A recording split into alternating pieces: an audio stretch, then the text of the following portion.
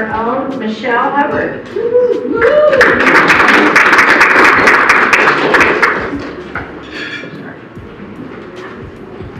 Thank you, everyone. Good morning, Soroptimist International of Oxnard. Good morning. Good morning. Good morning, Susan. Welcome for joining us again. Thank you for this opportunity to give this talk. I was nervous before the talk, and then I noticed that all of these are stories. And you guys are all my friends, and the talk is going to be as good as I can make it, and that's as much as I can do. And all I was doing was feeling scared. So I'm going to take a breath and move on, and that's how you lead with fear. And you don't have to do it out loud. Most important is that you recognize within yourself what is feeling scared, and what are the stories that you tell yourself to keep yourself from feeling the pain of being scared. So let's look first at what is fear? What really is fear? Well, it's something that's genetically hardwired into us to protect us from dinosaurs. And in our day and age, it's good to have the alert to danger, that's for sure. It's something to be aware of when a certain person or a certain situation makes us feel scared. Maybe there's a reason, pay attention.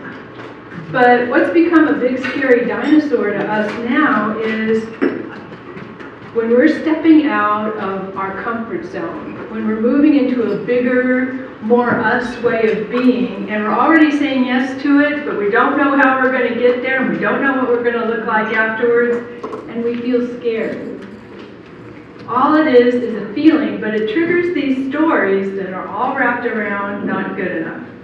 And that is to get you to not make this big scary move into yourself that you're starting to make, because it's more comfortable sometimes to just stay small.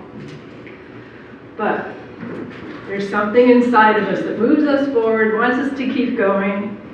And the way to tap into that is to take a breath. Take a breath all the way into your belly. And then immediately release it. Because if you hold your breath at the top, that's like being scared all over again. And you don't want to add being a scared trigger on top of already feeling scared. So notice when you've got that tightness in your belly, the butterflies are starting, you're feeling a racy heart, you're feeling scared, and all of a sudden the stories start. When you notice the body sensations, take your breath, and then move forward into what's scaring you. When it comes to Soroptimists, I had a great time at the fall conference. And as we've heard in some of our meetings, what Soroptimist is really emphasizing is its 4 pillars.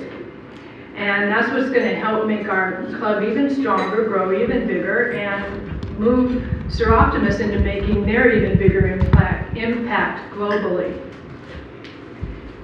What the 4 pillars may trigger as a scare reaction in us is they're asking us to express ourselves. And they're asking us to stand up and speak up in a way that promotes Soroptimist. And we may already be starting with the stories of, well, I'm not a salesperson, I don't want to be pushy, no one wants to hear that, I'm not good at speaking, I don't speak very well. Well, let's take a breath and see how leading with fear can help us with our Soroptimist pillars. The first pillar of Soroptimist is to increase our membership. So picture this. You've had a great meeting, you're out and about your day, you totally move forward from the meeting. You're at the doctor's office, you're at work, you're at your gym, and totally unexpectedly someone says to you, hey, what's Soroptimist? You've forgotten that elevator speech that you wrote a few meetings ago. You forgot what the definition of Soroptimist is, it's something Latin. You figure President Holly's going to be mad at you because you don't have it on the tip of your tongue, and here you're blowing this opportunity, all the stories. But then you remember, hey, I'm just feeling scared, and you take your breath. Anything you say after taking your breath is going to be okay because it's coming straight from your heart. It could be something as simple as, well, you know, funny you ask, I was just at a meeting today, and Soroptimist for me is having really great food with a whole bunch of really fun ladies, and doing awesome work in our community for young women and older women. Well, at that point, you may get a great response. Hey, what'd you have to eat, and what's that sparkly thing on your shoulder? You've engaged a conversation. Your job is not to chase women down and sign them up to be a member. Your job is to have an easy, friendly conversation, ask a few questions, and then invite them to a meeting. Once they're at a meeting and they see how great they are, if there's any spark of curiosity, any spark of interest, they're going to feel like coming to another meeting, maybe participating in a committee, and you've done your job of doing something towards supporting our first pillar and increasing our membership. Now, the second pillar is about public awareness, increasing public awareness.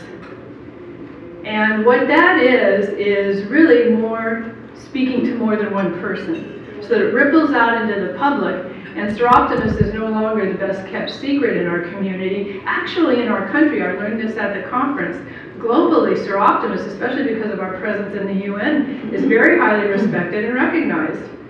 But in America, not so much, and in Oxnard, even less.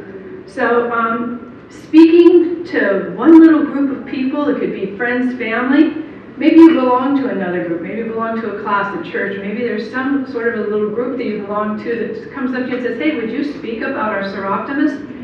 Anything that will allow you to kind of ripple our word out into the public is a way of increasing public awareness. And let me tell you, public speaking is scary. So just automatically assume you're going to be scared. And take your breath. And then here are some tips for when you have the attention of a group of people to make your biggest impact. Stand up tall. First is to stand up tall, because speaking in public is also involving being seen. You're being seen by more people than you used to being seen as well as being heard by more people. That can be uncomfortable, but when you stand up tall instead of shrinking so you're not quite so noticeable, you make your bigger impact. Then notice where your nose and your toes are pointing. This will help you land your attention. When you point your nose and your toes towards people, they can actually feel the impact of you noticing them, and that makes them want to pay more attention to you. Next, and this is a personal peeve, and if at all possible, eliminate, but for sure reduce your use of the word just. You are not just a group of women who do some sort of good works in the world. You're a group of women who do good work in the world. It makes a difference in how it's received when you just eliminate these words that minimize and take away your power. Just is the biggest one, so be aware of how often you use the word just and then start doing it less. And my last tip is to use your big girl voice. We've all been raised to be really nice girls, to do things in a really good way. But when we're speaking in public, when we're speaking to others, when we're speaking up for Soroptimists, use your adult voice, use your smart you voice, use your big, strong, you loving Soroptimist voice. And remember, your job, even in a group, is just to have an easy conversation, engage some curiosity, and then invite them to a meeting. Now the next pillar, the third pillar of Soroptimist, is fundraising. And boy, can this ever trigger some scary feelings, because one of the things involved in fundraising is asking for money. Now, the ways that fundraising can feel scary because it involves money are you have to speak up maybe to a business that you're used to just being a customer at. Or you might have an idea for a fundraiser, but you've never seen our club ever do it. To whatever extent you've been exposed to other Soroptimist clubs, you don't think that Soroptimist at all ever does this, and so you feel afraid to speak up on your idea. I believe it was the Manhattan Beach Club, where one of their members went, somehow was speaking with someone in the police department who was organizing I think it was a 10K run, some sort of a run. She had the idea of, hey, let's join their run for a fundraiser. Her club said, okay, yeah, let's, and it ended up being a $5,000, I believe the amount was, some several $1,000 fundraiser. So you never know where your idea may go. Go ahead, speak up on it, but then the other scary thing happens. Someone may say yes to it, and then you're going to have to organize it.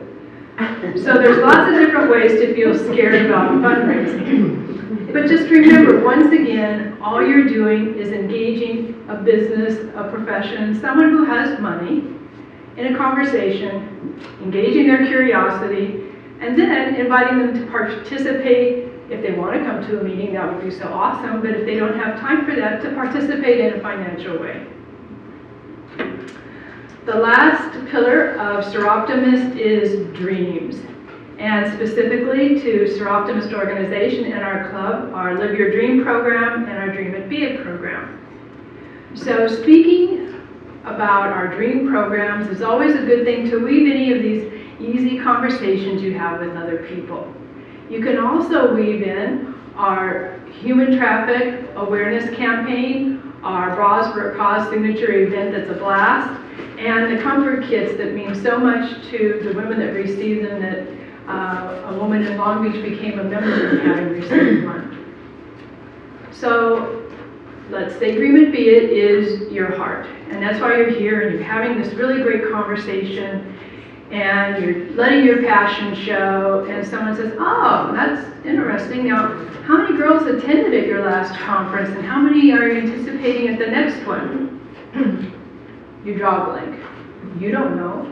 You're even on the committee, you heard Carol say it, but you don't know in that moment what that number is. That's okay. In fact, that's really a good thing, because what you can do is say, oh my gosh, I'm drawing a blank. I don't remember. Listen, I know exactly who to ask. Can I have your phone number? Can I have your email? I'll get that information to you.